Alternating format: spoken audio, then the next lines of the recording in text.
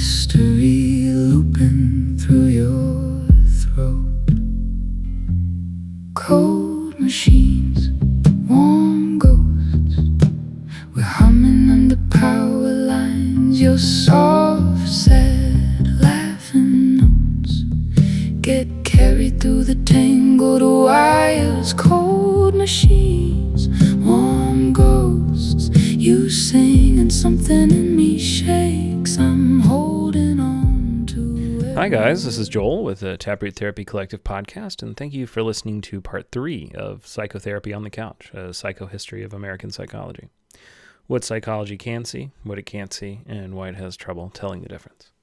In my opinion, the other half of the revolution, the other half of women's liberation movement is the boys in my country and in yours wearing their hair long, and those boys who are wearing their hair long are saying no to the masculine mystique. They are saying no to that brutal, sadistic, tight-lipped, crew-cut, Prussian, big muscle, Ernest Hemingway, kill bears when there are no bears to kill, and napalm all the children in Vietnam and Cambodia to prove that I'm a man, and be dominant and superior to everyone concerned, and never show any softness. Well, these boys that are wearing their hair long are saying, no, I don't have to be all that crew-cut and tight-lipped. I don't have to be dominant and superior to anyone. I don't have to have big muscles because there aren't any bears to kill. I don't have to, kill anybody to prove anything. I can be tender, and I can be sensitive, and I can be compassionate, and I can admit sometimes that I'm afraid, and I can even cry. And I am a man, and I am my own man. And that man who is strong enough to be gentle, that is a new man, and he is the other half of this revolution. In 1963, Betty Friedan published The Feminine Mystique and gave name to something that had been floating through American consciousness for nearly 2 decades. She called it the problem that has no name. And Friedan was writing about suburban housewives, women who had everything that the culture told them that they should want: husbands, children, modern homes filled with labor-saving appliances. And these women should have been happy. But the magazines told them that they were happy. The advertisements showed them smiling. And yet, in interview after interview, Friedan found something else entirely. A vague and persistent dissatisfaction, an ennui, a sense that something was missing, a feeling that there must be more to life than this. And the housewives were not the only ones feeling it. Their husbands, commuting to corporate jobs, climbing ladders whose tops they could never quite see, felt it too. And so did their children, the baby boomers, growing up in communities that were physically comfortable and psychologically sterile. And so did the artists, writers, and intellectuals watching American culture become increasingly homogenized, increasingly optimized, and increasingly empty. This was a strange achievement of post-war America. Unprecedented material abundance coexisting with unprecedented spiritual vacancy. And the nation had won the war, built the suburbs, filled the garages with automobiles and the kitchens with appliances. The economy was booming, and the middle class was expanding. And yet something was wrong, and something was missing. This episode is about that void and the various attempts to fill it. It is about what psychology did during the 3 decades of American triumph and what it failed to do. It's about the genuine seekers who tried to find alternatives to the emptiness, and a couple hucksters along the way, against the machinery that absorbed their seeking and sold it back to them as a lifestyle. And it's about the modalities that emerged, the theories that competed, and the fundamental question that nobody wanted to answer. What happens when human beings are given everything except meaning?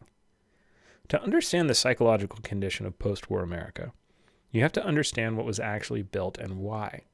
Between 1945 and 1960, the physical landscape of American life was transformed more rapidly and thoroughly than at any point in the nation's history before. 16 million veterans returned from the war. And while the nation was ostensibly grateful for their service, the political and economic establishment was absolutely terrified of their reintegration. The memory of the Great Depression was fresh. The last thing that anyone wanted was 16 million unemployed young men flooding back into the labor market and potentially sparking a European-style communist revolution right here at home. But beneath this fear lay an even darker and more unspeakable realization. As Noam Chomsky pointed out, it was not Franklin Delano Roosevelt's New Deal that got America out of the Great Depression. The New Deal looked like it might have been working, but the experiment was never really run. How could we ever truly tell if it hadn't been the war? Because what broke the back of the economic terror was the massive blood-soaked industrial engine of World War II. and the total war manufacturing capacity that America had adopted in order to fight the war. And this created a terrifying shadow that still haunts America to this day. The underlying and unspoken realization that the American economic machine might actually need an existential threat to survive, and that when it doesn't have one, it might seek to manufacture one. It might require the conditions of total war to maintain a functioning economy, and perhaps we were only able to exist in opposition to an enemy. And so we simulated the conditions of total war for most of the rest of our existence. We needed the Cold War, and we needed the myth of the Soviet threat to justify the terrifying machinery of the new military-industrial complex, to keep the factories open and to quiet our own psychological ghosts.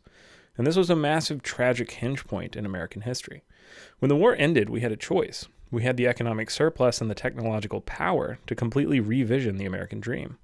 We could have built a society where meaning was derived from specialized craft, from deep organic community, or from a shared civic purpose. And instead, we defined the American dream as a suburban home, a perfectly manicured square of grass, the ability to eat 8 servings of red meat a day, and the ability to buy everything that you needed without ever having to produce anything yourself. We hollowed out the core of human experience, and because this new dream contained largely no meaning, we replaced the soul with the myth of normal, a baseline of acceptable consumption that we would be forced to frantically reinvent every 10 years just to keep the economic engine running. The suburbs themselves were a product of this paranoia. The GI Bill and the Federal Highway Act of 1956, officially titled the National System of Interstate and Defense Highways, poured billions into creating this new reality. It wasn't just a consumer utopia, it was an explicitly military strategy. And dense urban centers were nuclear targets. A single Soviet bomb could eliminate millions of workers, crippling American industrial capacity. The solution was dispersal, spread the population outward in a low-density suburb connected by highways that could serve as evacuation routes. And the atomization of the American family was literal, state-sponsored nuclear defense. The houses were nearly identical, Cape Cod-style, 750 square feet and a patch of grass. And while they offered central heating and indoor plumbing, they aggressively eradicated public space. There were no town squares. There were no walkable commercial districts. As the philosopher Hannah Arendt noted, public space is the essential theater of human appearance, the realm where political action and true community occur. The suburb aggressively eradicated this space, and later theorists of new urbanism, like friend of the podcast Leon Creer, would correctly identify this spatial segregation as an architectural pathology, a deliberate severing of civic life that isolated the individual within a private domestic fortress. Well, it's sort of a stupid job, really. There's nothing interesting about it at all. What do you do it for, then? Maybe Frank doesn't like being questioned like Okay. I know. It's none of my business. And besides, I know the answer. You want to play house, you got to have a job. You want to play very nice house, very sweet house, then you've got to have a job you don't like. Anyone comes along and says, what do you do it for? He's probably on a 4-hour pass from the state funny farm. This was a society that was drunk on the illusion of absolute engineering. They had split the atom, they were aiming rockets at the moon, and the American domestic space was rapidly being flooding with a techno fix. The automatic washing machine, the television set, and eventually the microwave oven. The prevailing cultural ideology was that the human struggle was obsolete. Any problem, no matter how complex or emotional, could be solved with the push of a button. The atomic bomb did not just split the atom. It split the timeline of human consciousness. For the entirety of human history, despite plagues and wars, there was always an underlying assumption of continuity. There would always be a tomorrow, and suddenly, for the first time, humanity possessed the technology to instantly delete itself and started living only for the future. The looming shadow of the bomb effectively broke traditional psychoanalysis. The Freudian model required time. It required years on the couch, patiently excavating early childhood memories to slowly, methodically construct a stable future. But how do you sell the promise of a stable future to a generation of children doing duck and cover drills? What else is that psychoanalysis's large appeal had always been that it let you peel back the layers and stare at this big, sexy secret beneath the world, that people were monsters on autopilot, that were not in control of the forces that made them run their life. When you're looking at an atomic error and you've just finished a world war, being able to look at the secret horror of humanity had sort of lost its sexiness and its appeal. People wanted a technique, and they also wanted to get rid of the anxiety that they were now feeling. not to dabble in psychological horror as much as they had wanted to in the avoidant era of the 1920s. Mr. Draper, you sound hostile. After hundreds of dollars, all you've managed to do is make her more unhappy. I understand this is frustrating for you. This has nothing to do with me. It's her. You took a woman with a bad case of nerves and you made her weaker, not stronger. All I can say is that it's a process, and time is part of it. Now, if you'd like to expedite things, we can put her in psychoanalysis. What are you doing now? Psychoanalytic psychotherapy. Psychoanalysis would mean a minimum of 3 sessions a week and optimally 5. Thank you. I'll think about that. The prevailing models of psychotherapy had inherited a massive cultural mandate, but they were ill-equipped to handle their own shadow. And even today, if you look closely at the psychological establishment, it is suffering from the same unresolved identity crisis that developed at this time. What is psychotherapy? Is it a branch of the philosophy department, exploring the uncomputable depths of the human soul? Is it the search for consciousness or religion? Is it a branch of the pharmaceutical agency, a biological mechanism for adjusting neurochemistry? Is it a branch of the biomedical model, functioning under the rigid hierarchy of the hospital? Or is it just people who like to study humans that we allow to operate in the space so that hopefully they glean some interesting information? The providers themselves don't agree. They constantly fight among themselves, drawing ideological lines in the sand based on their own perspectives. And beneath all the infighting is a deep, paralyzing insecurity. Because psychotherapy deals with the subjective, invisible realm of human suffering, it constantly feels insecure that it doesn't have a serious, objective legitimacy of a hard science like physics or surgery. So whenever psychology feels threatened, it adopts the aesthetics of hard science to protect itself. And in the 1950s, the aesthetics it chose was the push-button machinery of the techno-fix. All right, hold on. Just hold on. I'll call the doctor. Calling Dr. Racy. Dr. Ken Racy. Yes, Mrs. Jetson?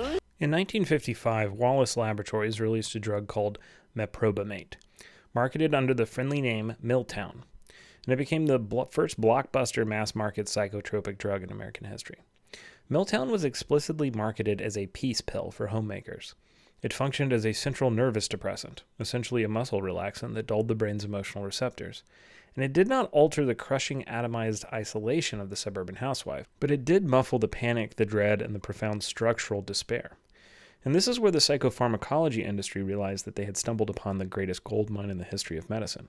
The executives realized that if they aggressively allied themselves with the military's myth of normal, they could profit off of it forever, because the statistical normal was a mathematical abstraction. It was functionally impossible for a real human being to achieve it. What was Miltown treating? Officially, it treated anxiety, but the anxiety it treated was often the appropriate response of healthy organisms without agency. And the women taking Miltown were not broken. They were trapped, and the drug did not fix the trap. It made it tolerable. The pattern would repeat with Valium, introduced in 1963, which became known as Mother's Little Helper after the Rolling Stones song. Valium was even more successful than Miltown, and by 1978, 2.3 billion tablets were being sold annually. America had become a nation that required mass sedation to function, and the psychiatric establishment largely accepted this arrangement. The medication worked in the sense that they reduced symptoms. It gave psychiatry a quick and easy fix in order to justify itself as a profession, and patients reported feeling better. They were often able to continue functioning in their roles as housewives, as mothers, as consumers. The facts that the symptoms were often signals of other latent suffering were ignored. They were warnings from the organism that something was wrong and systemically ignored. And so while mainstream biomedical psychology had consigned itself to the role of engine technician doing monthly oil changes for routine maintenance, the fringes were changing metaphors of what human agency and consciousness was at this time with the sciences of California. A pivotal moment occurred at a series of conferences that almost nobody outside specialist circles had ever heard of, the Macy Conferences on Cybernetics, held between 1946 and 1953. These gatherings brought together mathematicians, engineers, biologists, and social scientists to discuss a new way of thinking about systems, cybernetics. The same difficulty applies to all mathematics. If you could define the relationships exactly before you set out, and then translate them into mathematical symbols, the mathematics would work perfectly. But it is in choosing those relationships and defining them that we have the problem. Nevertheless, we are going to have to understand ever more complex systems if we are to deal with the future. Without that understanding, there may be no future.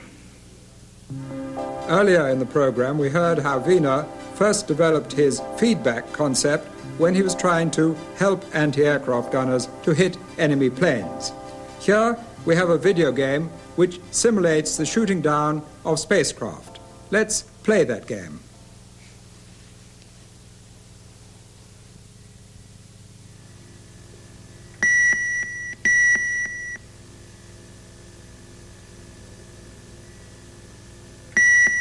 The term was coined by Norbert Wiener. Cybernetics was the study of control and communications in animals and machines. Its central insight was that both living organisms and mechanical devices could be understood through the same concepts: feedback loops, information processing, and homeostatic regulation. At the same conferences, Claude Shannon was presenting his mathematical theory of information. When Shannon showed that information could be quantified, measured in bits, transmitted through channels, the mind was no longer a steam engine. Now it was a program. The cognitive revolution that would transform psychology in the 1960s and 1970s was built on cybernetic foundations. Thoughts became programs, and memories became data stored in biological hardware. Mental illness became bugs in the software. And when you think of the mind as a computer, certain questions become natural and others become invisible. You ask about processing speed. You don't ask about meaning, purpose, or the lived experience of being conscious. Those questions don't compute. The cybernetic revolution reinforced the individualizing tendency of American psychology. A computer does not exist in relationship. It does not have a community. It needs only to function correctly. And if mental illness is a software bug, then treatment is debugging, and the therapeutic relationship becomes irrelevant. What matters is the technique. The most heavily funded ideological currents of the time were mathematicians, economists, and strategists that had been brought together largely through the RAND Corporation, funded by the US DoD and the Air Force, to think about the unthinkable, nuclear war. The answer that these think tanks developed was game theory, a mathematical framework for analyzing strategic interaction. Game theory treated human beings as rational actors who calculated costs and benefits and chose strategies to increase reward and decrease punishment. A profound internal ideological division existed at RAND regarding the psychology of warfare. The Mathematics Analytics Division, MAD, relied heavily on the technostratic language, a sanitized, hyper-rational vocabulary that deliberately stripped the emotional and moral weight from the concept of nuclear annihilation. In these quantitative wargame simulations, players were reduced to the logic of an analog computer, frequently escalating nuclear launches without hesitation. In stark contrast, the Social Sciences Division, or SSD, designed games with high narrative realism, engaging emotional intelligence, resulting in marked nuclear restraint. And this proved early on that deliberate abstraction of language effectively overrides human barriers against mass violence. But over time, the same insecurity that affects psychology in large institutions, the pivot towards hard sciences in times of crisis or in times of institutional insecurity or uncertainty, affected the DoD. The mathematical model began to shape the reality that it described. If you design institutions assuming that people are strategic calculators, you create incentives that reward strategic calculation. And eventually, people learn to think of themselves as strategic calculators. The war for the metaphor was over. And in 1964, a psychiatrist named Eric Berne published a book that would introduce game theoretic thinking to the American middle class. The Games People Play is a book we've talked about on an earlier series that this podcast put out. It was a popular psychology book filled with catchy names for the patterns that Berne had observed in his patients and relationships. Berne defined a game as a reoccurring pattern of interaction with a hidden psychological payoff. The book effectively fused game theory coming out of the DoD with the language of psychoanalysis, and it fit the zeitgeist perfectly. In the suburbs where organic community had been replaced by competitive consumption, relationships really did feel like games. Transactional analysis was a meteoric hit. As the cybernetic view of the mind combined with this game-theoretic view of strategy, a sociologist named Erving Goffman captured the exact psychological mechanism of the post-war era. In his book, The Presentation of Self in Everyday Life, Goffman argued that human beings are essentially actors on a stage. We are constantly engaged in impression management. There is a front stage where we perform the happy suburban life, the perfect marriage, the successful career, and there is the backstage where we drop the mask, exhausted by the performance. And Goffman's theory implied that there was no true authentic self at all, just a series of calculated masks worn to navigate a hollow society. And when you combine the cybernetic view of the mind as a computer with the Goffman sociological view of the self as a performer, you get a society of isolated nodes, frantically managing their image to survive in the suburbs.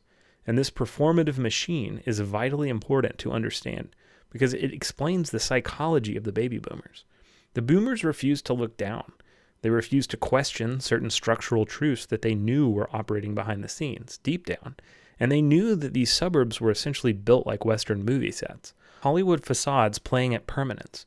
They knew that the community was an illusion, but to admit that the set was fake would require abandoning the safety of the performance. And this is exactly why their children would later, Generation X and millennials, react so violently, through ultimately unsuccessfully, to picking another vision that could pull the culture in another direction. They could see the cracks in the Western town facades, and their parents had agreed to politely ignore them.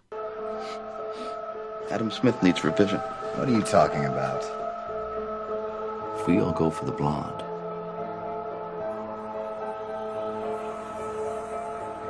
we block each other. Not a single one of us is going to get her. So then we go for her friends.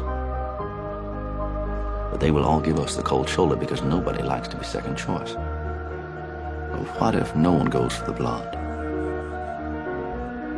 We don't get in each other's way, and we don't insult the other girls. That's the only way we win. That's the only way we all get laid.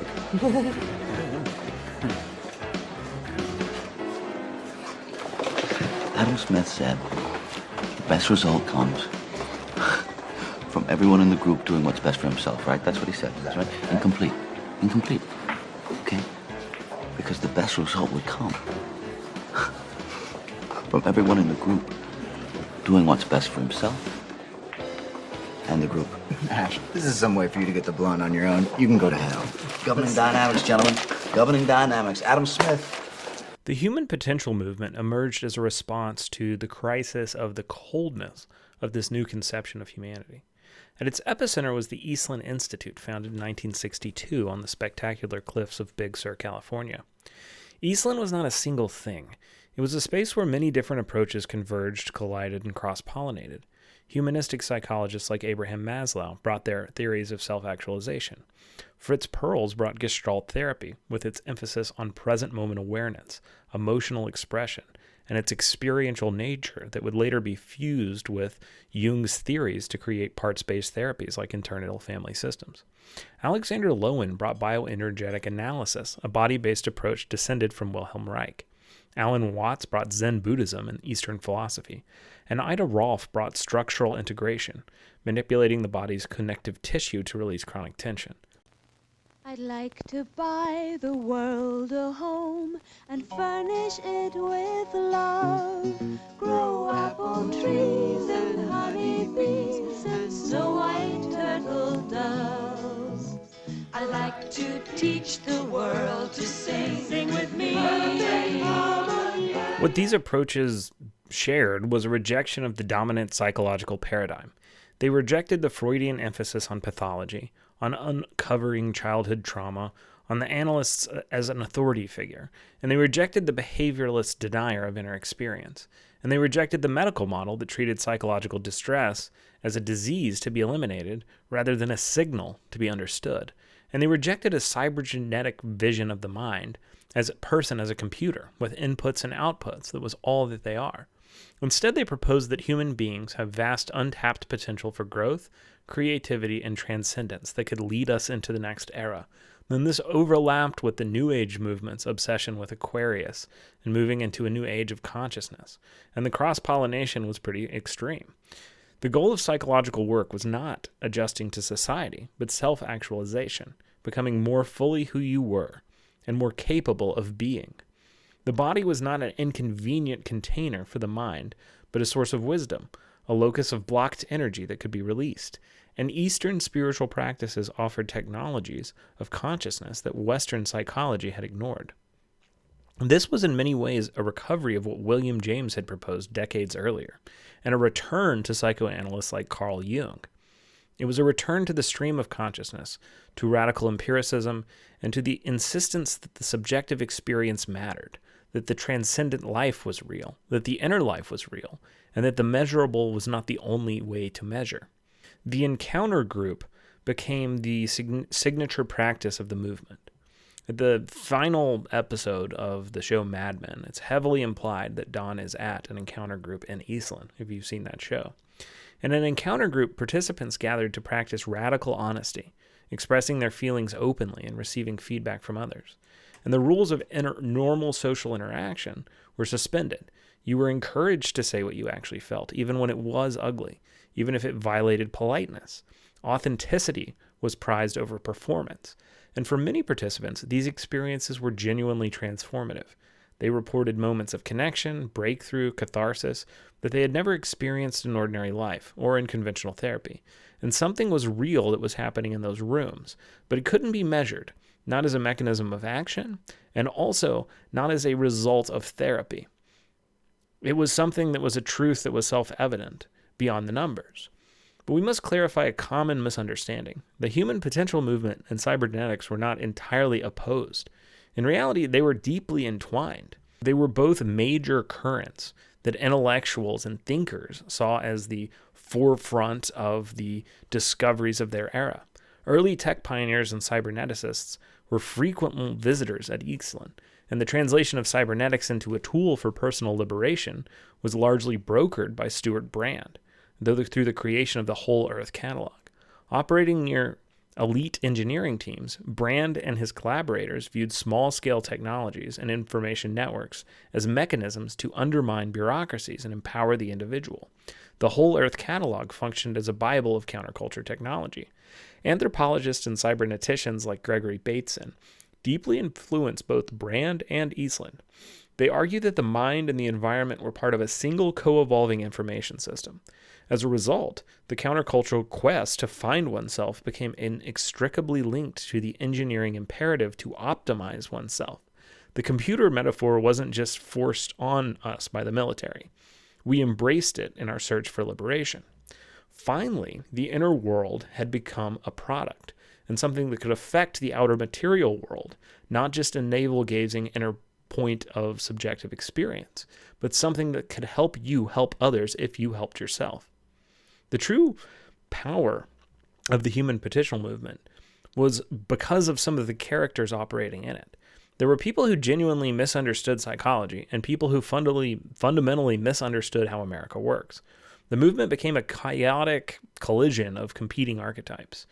There were corporate grifters, figures like some of the people involved in early NLP, who were very high on cocaine and packaging fragments of psychological insight due to their, intelligence in order to weaponize them into something that they could sell quickly to a corporation.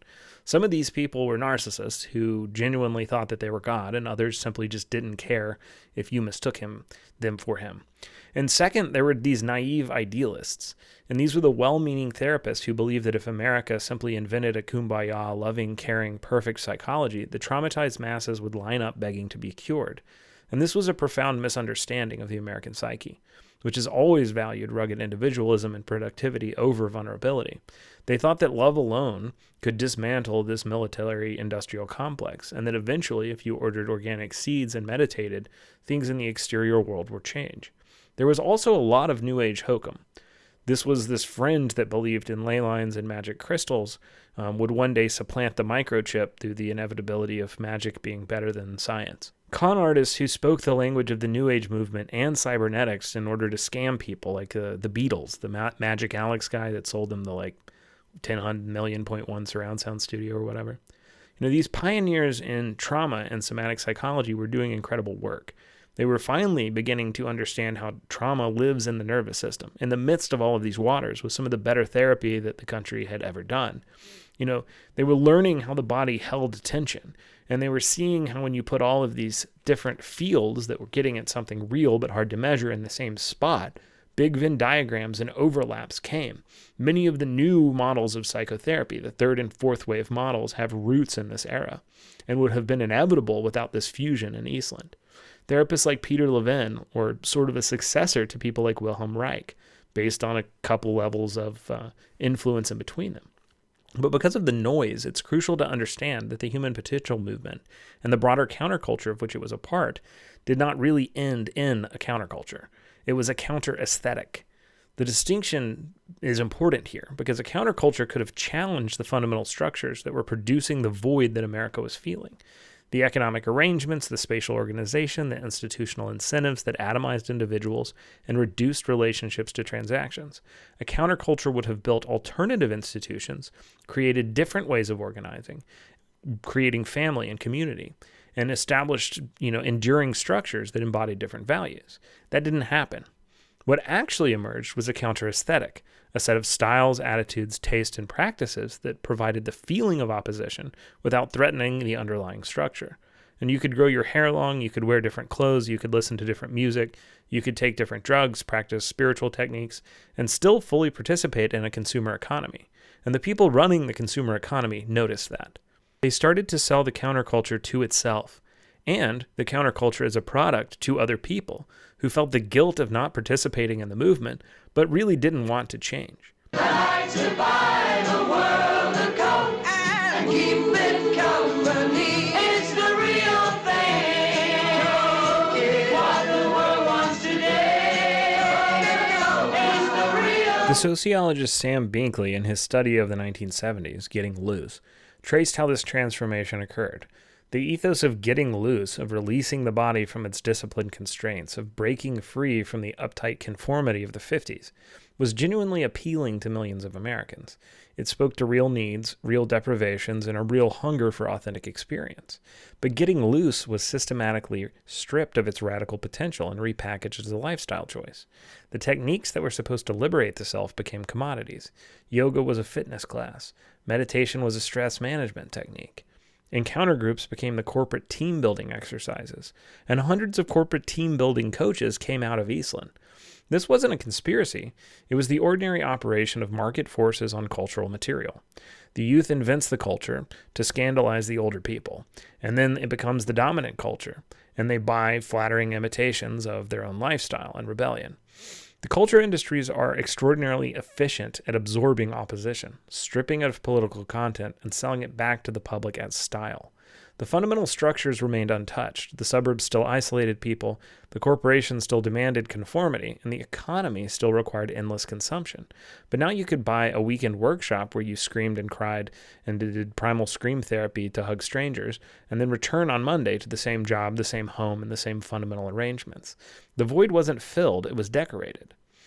And throughout all these transformations, actual therapy was happening. People were sitting in rooms with other people, trying to understand their suffering, trying to find paths forward.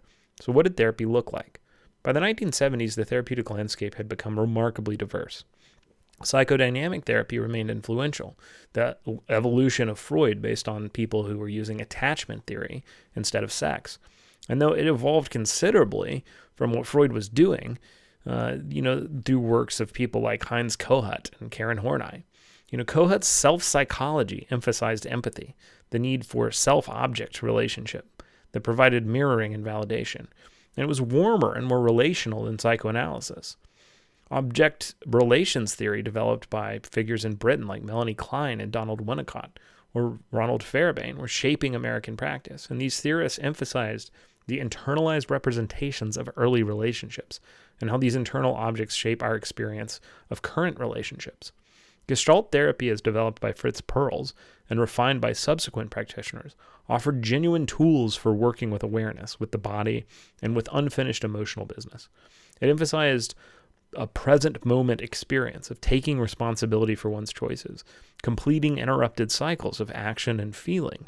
And these were not merely fashionable ideas, they were clinical insights that were really helping people. And the family systems approach matured into multiple schools. Therapists like Murray Bowen, Virginia Satir, and Salvador Minuchin recognized that individuals exist in relational systems, began to use the language of cybernetics to understand emotions as a system. They began to depathologize symptoms, seeing them as messages and indicators about the state of the family and what the real problems were. And this depathologized problems in the individual. And these were real contributions. They would influence millions of patients and thousands of therapists, but they remained marginal to the mainstream. And the institutions that trained therapists, the insurance companies that paid for treatment, and the academic departments that granted credentials, these remained committed to paradigms that were easier to standardize, easier to measure, and easier to fit into the bureaucratic machinery of American healthcare.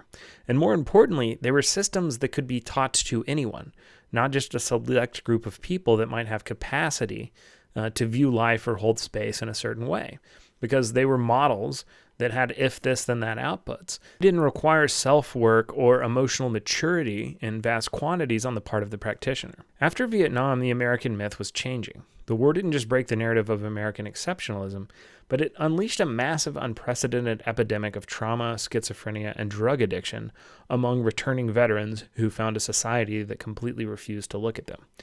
The map became split between two groups of aesthetics: people who defended the American dream as exceptional and accurate, and then people who criticized the American dream as flawed without offering any other sort of solution. And this trauma epidemic, as people began to be aware of PTSD, began to be aware of schizophrenia, began to be aware of the effects of drug abuse, as they saw it on the streets, collided with another massive structural failure: mass deinstitutionalization. Under the guise of progressive reform and cost-cutting, the state began emptying the psychiatric hospitals. And this wasn't entirely a bad thing. People were being held against their will that easily could have lived alone because the society or the system or the family that had put them in the institution didn't want them there. The institution had too much power. People with severe mental illness were often incarcerated in horrific and abusive institutions, and reform was needed. And the tragedy is that there were viable alternatives. Models like the assertive community treatment teams existed and had been proven effective. And the ACT model envisioned a system where a multidisciplinary team of social workers, nurses, and psychiatrists met the patient where they were, inside the community, providing a web of care that functioned as a counterweight to the government. It was administered by healers, not by a police officer or a bureaucrat. But America didn't choose the ACT model. It didn't fund the community clinic long after the 80s. And the dark, unforgivable truth of the last 60 years of psychiatric reform is that we didn't actually cure the asylum. We just took the roof off, and we decided to turn the entire section of major American cities into what are essentially open-air asylums. The untreated, traumatized veterans and the addicted were left to wander the streets, managed only by the penal system and the brutal apathy of the market. And this is ultimately this terrifying shadow of American psychology that begins about this time, a system that optimizes the worried well in suburbs while it's structurally abandoning the broken to the concrete. Marshall McLuhan called television a cool medium, by which he meant something intuitive. Not that it was emotionally distant, but that it required participation to complete. Unlike the hot medium of film, which provided high-definition images that overwhelmed the viewer, television's low-resolution picture demanded that the viewer's nervous system fill in the missing information. Watching television was participatory. It was not passive in the way that watching a movie was passive. Portland, straight ahead. If you want some friendly advice, a haircut and take a bath. You wouldn't get hassled so much. Hope this ride helped you out. Have a nice day, huh? Because the new American dream of the suburbs was failing to provide many Americans with a larger sense of meaning, the nation had to find its psychological cohesion elsewhere. It found it in paranoia. America found numerous existential threats and identitarian projects, both internally and outside of the country. Soviets, the bomb, and communism, but also a hippie movement that was failing to integrate and rapidly succumbing to trauma and drugs, especially with the wave of returning Vietnam veterans with PTSD. News was reinventing the apocalypse every 10 years because the system demanded a perpetual state of emergency to justify its economic architecture. And the culture became addicted to that threat, both materially and existentially, because without the threat, it would have to look inward. But it wasn't just the hippies that became reactionaries. In the hot tubs of Esalen, as the 1970s bled into the 1980s, the authentic self mutated into the Silicon Valley Randian hero. the techno-libertarian Ayn Rand protagonist who believed that society itself was obsolete, that we should bulldoze all of the restraints that society placed on the individual to make room for the rise of Randian Ubermensch heroes. The 1950s and 60s had seen the resurrection of the cowboy as the American hero. But by the 1970s and 80s, the American hero myth began to mutate into the ruthless businessman. The evolution of television and its role in American life had profound implications for American consciousness. Television watching created a particular neurological state: alert but not active, engaged but not thinking, present but not reflecting. The viewer was absorbed into the image through pathos, not observing it from distance. The critical faculties required by print, the ability to stop, reread, question, compare, were suspended. Screen became what Theodore Adorno would call the ultimate tool of the culture industry, a mechanism of mass deception where standardized cultural goods replaced authentic psychological reflection. And the televised image, stripped of its authentic presence, what Walter Benjamin termed aura, trained the viewer in a state of distracted reception. 3 networks dominated American television from the 1940s through the 70s, accomplishing something that had never been done before: a unified field of consciousness, spanning a continental nation. And when 60 million Americans watched the same program on the same evening, they were synchronizing in a way that no previous technology had enabled. But what kind of sharing was it? McLuhan noted that television was not primarily used to tell information or to convey stories. It conveyed itself. The medium was the message. What Americans were absorbing hour after hour was not the content of particular programs, but the form of television itself, the segmentation, the interruption, the rhythm of entertainment punctuated by advertising, the flow of drama to comedy to news with no differentiation of cognitive mode. And the training was more significant than any particular ideology. The programs might have contained as just TV shows. Americans were learning to accept interruption as normal, to tolerate fragmentation, to experience their own attention as a resource to be captured and sold. Television was not just a brainwashing device. Theorists like Theodore Adorno and Max Horkheimer, who had fled Nazi Germany for America, looked at this new mass media and they saw a terrifying trap. They called it the culture industry, and they pointed out correctly that the brutal economic trade-off of television was that it turned human time and human attention into a raw commodity. Your relaxation was industrialized, and your eyeballs were harvested, quantified, and sold to advertisers. But that didn't really affect the person doing the selling. They weren't being depleted of anything that they saw, and so it was fine. But while Adorno saw only mass deception, Walter Benjamin understood something deeper about what happens when images are mechanically reproduced. Benjamin recognized that modern life is full of terrifying and alienating shocks, and that mass media, film and television, provide a safe and synchronized space for a fractured society to collectively process those shocks.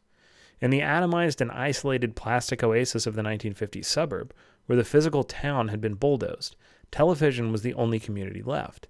And when the old scripts of how to live, the village elders, the church, the extended family, were stripped away, the screen provided a new type of script. Yeah, it was manufactured and it was sponsored by soap companies, but it was necessarily a form of social training. It allowed you to feel. And while early programs like Father Knows Best and Leave It to Beaver established an idealized middle-class paradigm to shield the psyche against the ideological terrors of the Cold War, the medium quickly expanded, and the screen began to parade a vast array of archetypes right into the suburban living room. If you felt alienated by the cheerful domestic servitude of the 1950s, anthology series like The Twilight Zone acted as a cultural subconscious, safely processing the shadow of profound anxiety, paranoia, and the severe nerves that everyone was feeling.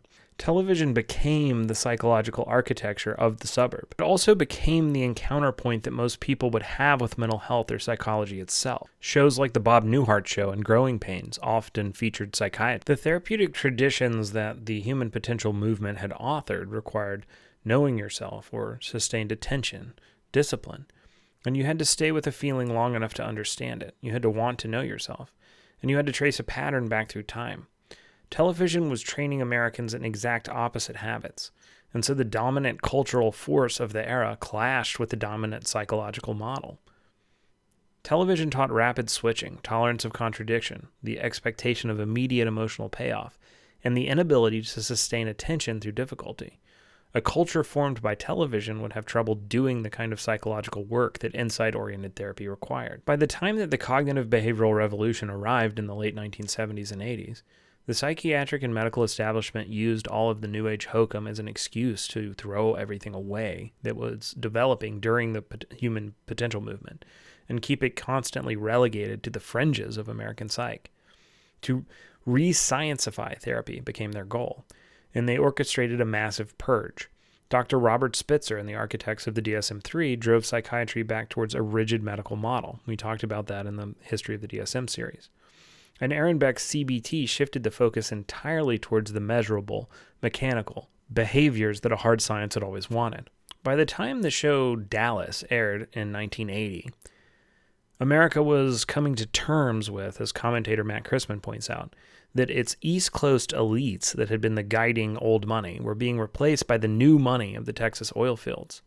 And the spectacle on TV on the show Dallas, Who Shot JR, was this way that America grieved the shock of the death of JFK in a kind of national encounter group, all alone in their living rooms, but all feeling the same thing collectively. The television had become psychotherapy as the nation grieved and accepted the passing of the torch from one group of billionaires to the next, and also the collective trauma of the uncertainty of the American dream by obsessing about a shooting in Dallas for an entire year. One of the prominent critics of the era, Dr. George Engel, warned in 1977 that psychiatry was in crisis because it was leaning too heavily into a reductive biomedical paradigm. He argued for a biopsychosocial model, one that would later be adapted by social work in America, warning that stripping the human context from suffering would be disastrous. And the establishment ignored that warning, and the re-scientification of therapy was complete. And the release of the DSM-3 removed the subjective agency from psychiatrists and transferred it to the diagnostic checklists of a formula-based diagnostic manual. The American counterculture had been inhabiting the psychological academic spaces more so than any other academic discipline. However, they failed to make any sort of material change towards their own goals. And the human potential movement had inadvertently reinforced the very individualism that it claimed to transcend. Finding yourself became the project, and yourself could be found without challenging the institution, the architecture, or the economic arrangements that shaped life. Binkley's insight here is that the liberation of the self from traditional constraints, which felt radical, actually served the emerging economic order perfectly. The neoliberalism that was beginning to take shape in the 1970s required exactly this kind of self: flexible, adaptable, and endlessly self-improving, consuming experiences as products. And the human potential movement taught people to feel liberated while remaining captured.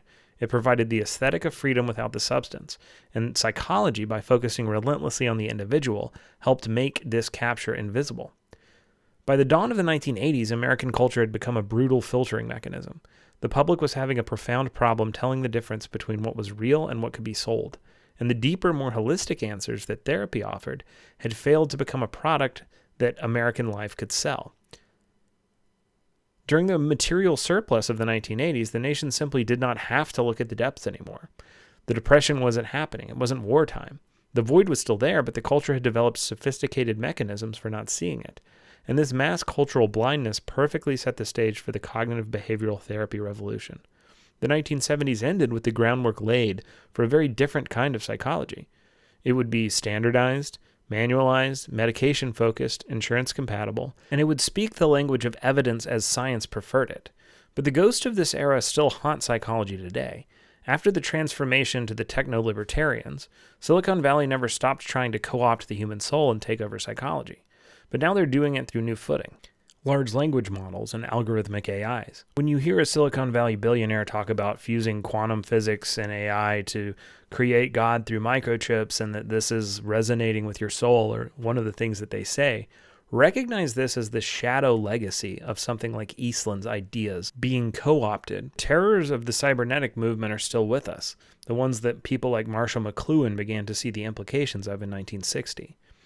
Deep psychological connection on the internet is an illusion, administered by a machine explicitly designed to extract and optimize your data. It's the same cybernetic trap, but updated to the 21st century. The comfortable void is still sitting right in the middle of the living room. We haven't filled it. We've just built much more sophisticated screens so that we don't even see them anymore. More importantly, psychotherapy still struggles with an identity crisis, wondering how much of a product it is, what its goals are, and how much it is able to butt heads with a contradicting culture or a technological paradigm of the time. One of the reasons for doing a series like this is that I don't see many of these problems as being new. I see many of them as problems left by other generations and kicked down the road for us now. Every 10 years, mainstream media will pretend that a mental health crisis is a sudden, mysterious modern phenomenon, but it's not. It's the exact same problem with no name that Betty Friedan diagnosed in 1963. Only now the surplus wealth is gone, and the American dream has been stripped for parts, and the safety net has been completely dissolved.